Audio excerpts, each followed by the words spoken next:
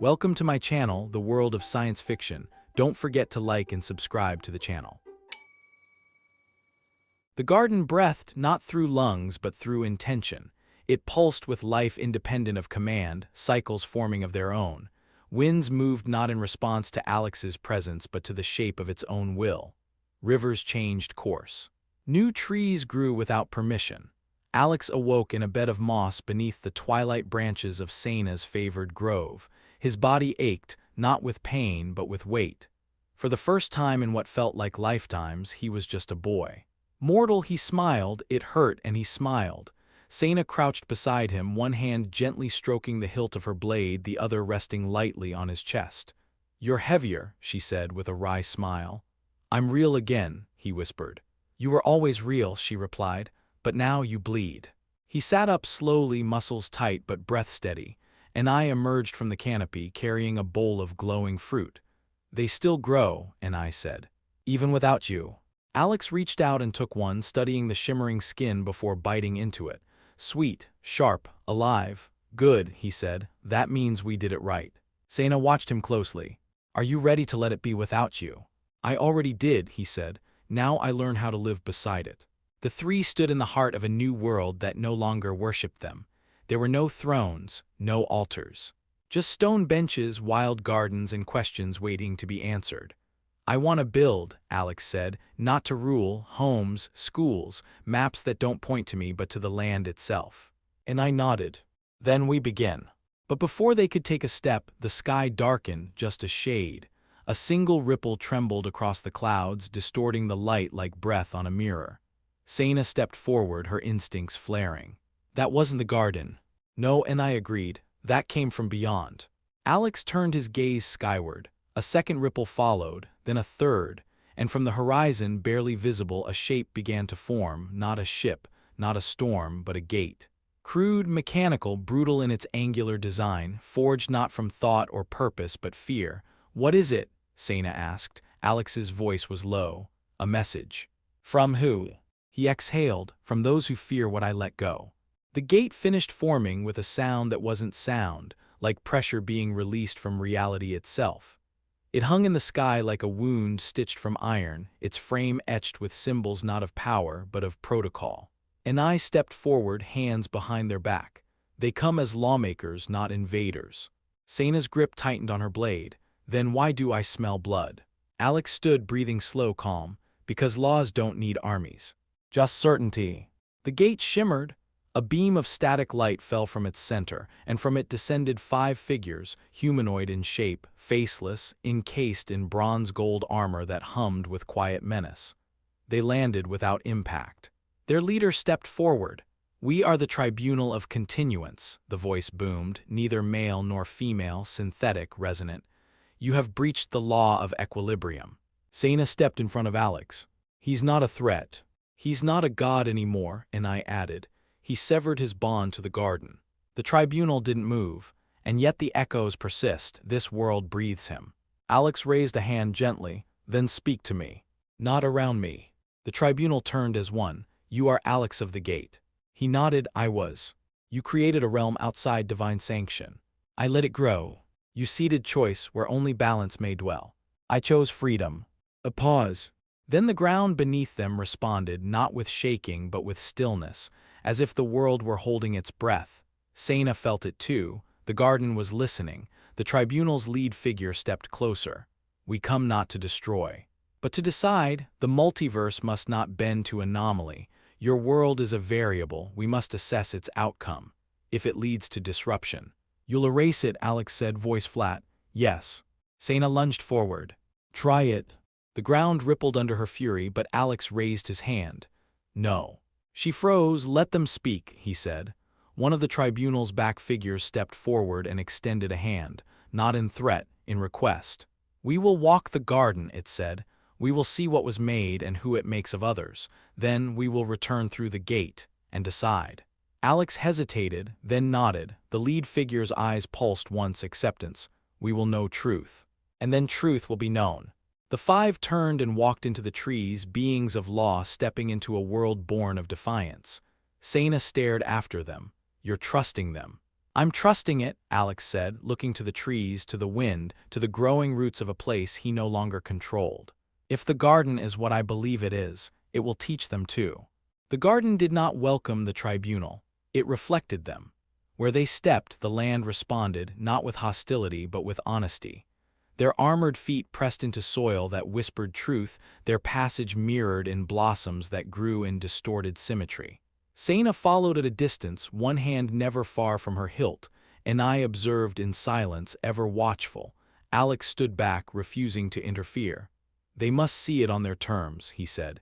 If I interfere, they'll call it manipulation. But if they misunderstand, Seyna replied, they'll kill it. The tribunal reached the river. Its waters were clearer than crystal, winding not by terrain but by will. And as each member gazed into its surface, the reflections that met them were not their own. They saw versions, selves who had chosen differently. The lead figure stared at a form less armored, eyes full of curiosity rather than judgment. What is this? It asked. The memory of choice, and I answered. The garden doesn't forget, and it does not lie. Another tribunal member turned sharply. This world thinks that is unsanctioned, wild. Seyna laughed coldly. So are you. The leader turned to her. You are part of this anomaly. I am part of him, and he is part of it, and that is life. There was silence. Then the youngest of the five, at least in presence, stepped away from the others. This world did not collapse, it thrives, it said. The lead figure responded, it thrives because it was birthed of divine force, but now it walks alone. That is not weakness, the younger one replied, that is faith. The tribunal tensed. Alex stepped forward. No world should need permission to grow. And no world should threaten the fabric of the many, the leader replied. This one doesn't, Alex said, but maybe it reminds others they can. The youngest tribunal member turned back toward the river, watching its current bend around stones that had no shape. This is not what I was told would exist, it said. No, and I replied. This is what you could not imagine. The trees swayed not from wind but from tension. The garden was listening, and it remembered everything. The tribunal walked deeper into the garden, and the garden whispered back. It did not attack, it did not shield, it revealed. With every step the air grew heavier, not with weight but with memory. The trees whispered names not spoken in millennia. Stones bloomed with forgotten choices. Flowers sang echoes of futures unchosen. Seyna moved alongside, and I, silent but alert. What is it showing them? She asked. Not just possibilities, and I murmured. Regret. The youngest tribunal member paused near a vine-covered arch. The blossoms opened to reveal an image, a child, reaching upward toward a sky of stars, eyes full of wonder. That was me, the tribunal said quietly. Another member hardened, motionless, stumbled slightly as a clearing revealed a battlefield long erased, not of others, their own. Why would it show this? The armored voice cracked. Because you buried it, Alex said from behind them. And this place has no patience for repression. The leader turned sharply. This is manipulation. Alex stepped forward unflinching. No, it's truth, you can reject it, but the garden doesn't lie. A hush fell over the grove. The central tribunal figure stepped into the center of a ring of trees. There the branches bent inward, forming a dome. Inside, light pooled, not bright, not soft, clear, and in that light stood themselves, not armored, not guarded. Just a being tired, unhealed, searching. The leader flinched. I never asked for this. No one does, Alex said, but some are offered it. The younger tribunal stepped closer to the reflection. I remember my first breath, they said. It was stolen. I was made to judge before I understood what life was. Seyna's gaze softened. And now, she asked, I see. One of the others growled. We are not here to see. We are here to correct. But what if correction, the younger asked, is the problem? Silence, tension. The leader looked around the garden, trees that spoke not in words but in meaning, rivers that curved toward truth, a sky that asked nothing. And yet, everything in it grew, without them. Perhaps because of that, Alex knelt in the grass. I'm not asking you to agree, he said. I'm asking you to let it live. The garden shifted, not pleading, not begging, just being. And that might have been more powerful than any plea. The tribunal stood once more in a circle. 5 beings, once unshakable, now fractured. Around them the garden pulsed, not in panic, not in pride, but in presence. It did not plead. It had no defense, it simply was. Alex watched from a slope just beyond the circle, Seyna at his side, and I behind them, silent as the wind. The lead tribunal figure stepped forward. "This realm violates the law of equilibrium," it said.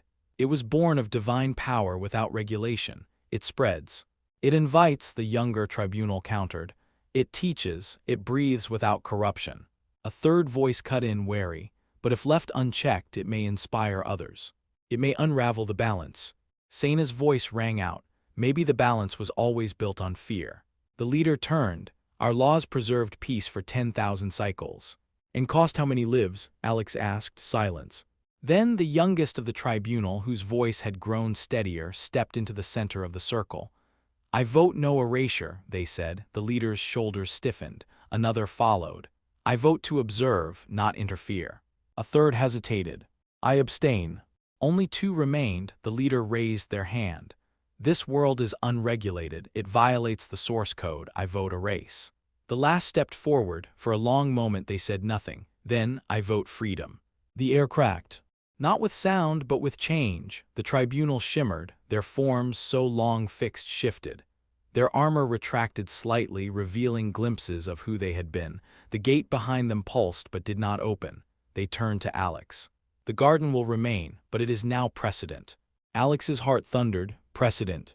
"You've changed the question," said the youngest. "The cosmos will respond." "What kind of response?" Seyna asked. "That is no longer up to us." The tribunal bowed, not low, not in submission, but in acknowledgement, and vanished into the trees, not through the gate, but into the garden. Moments later, the gate collapsed behind them, a gust of wind. Then stillness. Alex fell to his knees. "It's over," he whispered. "No," and I said gently, "it's just beginning." Above them the sky shimmered with stars that had never been named, waiting. The stars listened. Across folds of space and forgotten time, the tribunal's departure sent out a silent wave, a ripple not of sound but of permission. And across the void, things answered. The garden grew in peace for 11 rotations, not of the sun, for there was none, but of a rhythm it had formed itself. Dawn came when needed. Night fell when it desired reflection. Seasons bloomed and withdrew in cycles of community, not climate. Alex walked among the builders now. Not gods, people, beings who had crossed the edges of known space, drawn by something they didn't fully understand. Freedom, growth. The myth of choice. They came not as conquerors but as seekers. A family from a crystalline asteroid, a mathematician who spoke in geometry, an entire village that floated within a wind creature's lungs. They arrived, they learned, they planted roots. Alex, no longer divine, taught them how to ask instead of command. Seyna trained them to protect, not by blade but by boundary. And I translated what the garden said when it didn't use words, and still the stars whispered. One morning, as Alex stood on the northern terrace, the garden's highest point, he saw a light forming in the sky, not harsh, not machine, but steady, a new arrival, or perhaps an old one returning. Seyna joined him, brushing dust from her cloak, we expecting company. Alex shielded his eyes. Not that I know of. The light drifted downward, slow as breath. When it touched the ground, it unfolded petal by petal into a figure, a woman, human or close, skin like dusk. Eyes like supernovae held still, hair that moved like it remembered water. She stepped forward. "You're Alex." He nodded cautiously. "And you are." "My name doesn't matter," she said, "but what I carry does." She opened her hand, a seed like the one he had planted, but different, fractured, incomplete. "This one failed," she said. "It was planted on a world that knew only conquest." Alex took it gently, feeling the pain inside it, worlds that tried and fell. "And you brought it here. To ask you if it can be mended." Seyna crossed her arms. "You expect us to fix every broken dream." The woman turned to her. "No, I expect you to teach it how to begin again." Alex met Seyna's gaze. "This is what we started," he said. "Now we see if it can be taught." He knelt and pressed the cracked seed into the soil. The garden shivered and listened. The seed did not grow like the first. It resisted. Where Alex's original seed had pulsed with warmth and acceptance, this one trembled in silence. For 2 days, nothing happened. The soil around it remained dry, the air above it still. Then, at dusk on the third cycle, the ground cracked, not gently, but as if it were being forced open. A single sprout emerged, black as void, twisted, Angular, it did not bloom, it braced. Alex stood over it, brow furrowed. "It's alive," he said quietly. Seyna knelt beside it, sniffing the air. "It smells angry." "It remembers," and I said, stepping into the light. "And not everything it remembers wants to be healed." They circled it cautiously. The sprout trembled in the wind, but the breeze wasn't natural, it was defensive, conjured from within. Alex crouched. "Can you hear me?" No response. He reached toward it. The sprout reared back, then stabbed upward, not at him, but into the air as if warning him away. Seyna grabbed his shoulder. "It's not ready." Alex stood slowly. "But it wants to be." "That's why it came." "Wanting isn't always enough," she said. "Some pain wants company, not healing." And I tilted their head. "Perhaps it needs not kindness but understanding." They extended their own hand, not to touch but to offer. And something shifted. The sprout twitched. A second stem emerged, this one dull gray but smoother, less jagged. It leaned slightly toward an eye. Alex's eyes widened. "It's mirroring." Seyna crossed her arms. "Then let's hope it doesn't mirror fear." From the horizon the light dimmed unnaturally, not nightfall but reaction. The garden shivered again, not in pain, in uncertainty.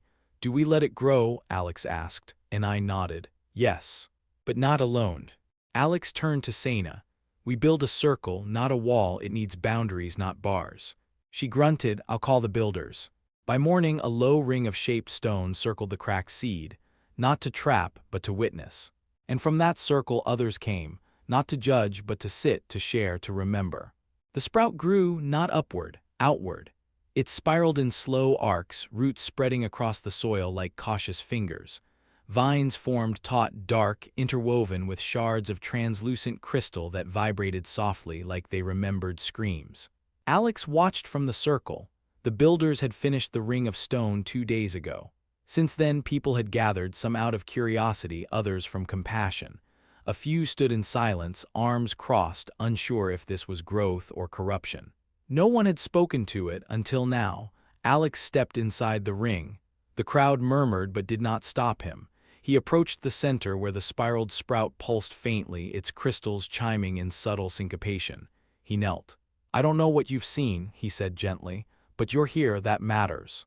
The sprout shuddered, not violently, almost like breath. Seyna paced outside the circle's edge, her tail twitching. "It's reacting." And I joined her, arms folded. "It's responding, there's a difference." Alex placed a hand on the soil beside it. "You don't have to become what hurt you," he whispered. "You can become what you needed." A pulse rippled outward. The roots shifted and from their edges grew buds, not black, not gray, but deep maroon, still heavy, still alien, but new. Alex looked up. "It heard me." Seyna stepped forward, unsure. Then the sprout did something none expected. It spoke not with words, with shape. A single vine curled upward, split open, and formed a structure, a cage, crude, childlike. Inside it, a smaller version of itself, trapped. The meaning was clear. Alex whispered, "You remember being caged." The crowd stirred. A girl with copper skin and 4 arms stepped into the ring. "I know that shape," she said. "My people were born in exile prisons.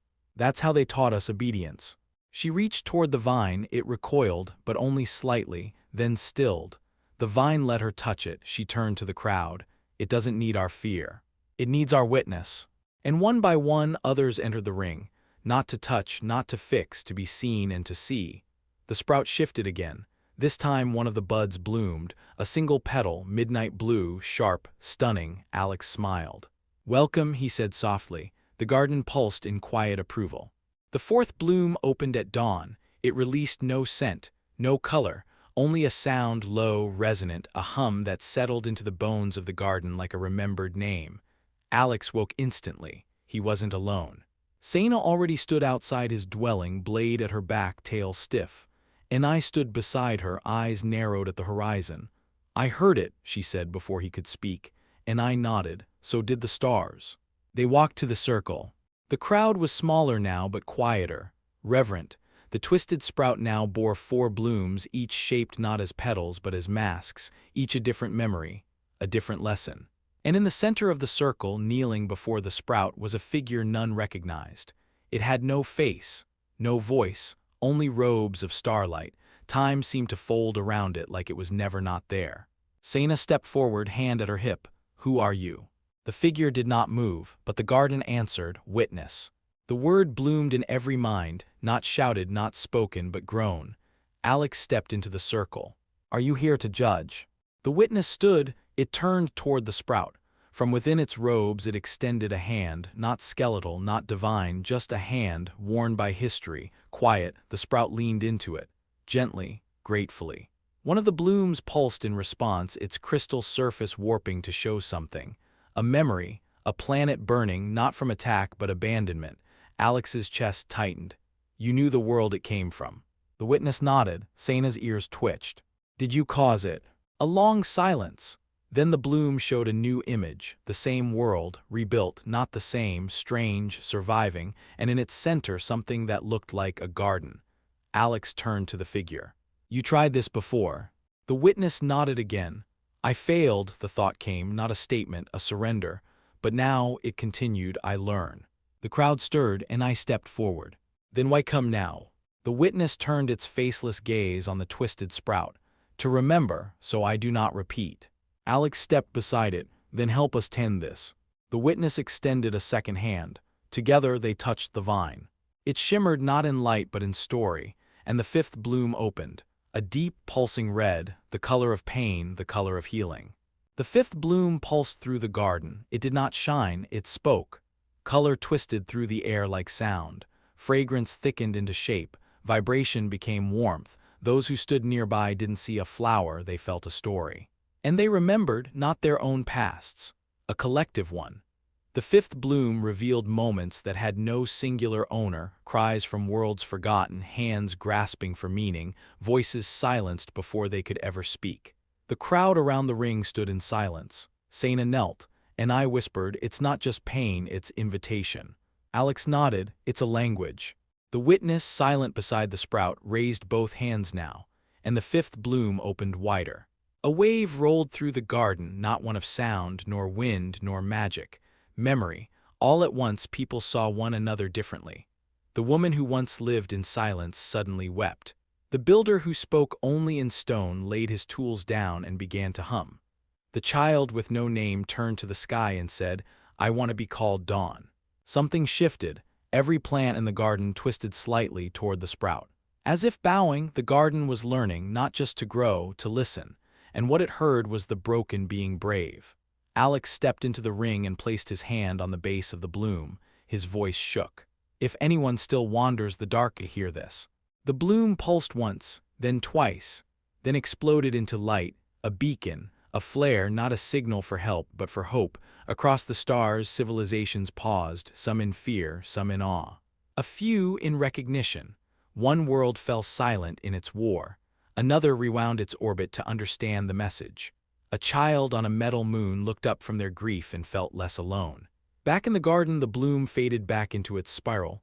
Spent, but not gone, changed, alive. Seyna stood beside Alex.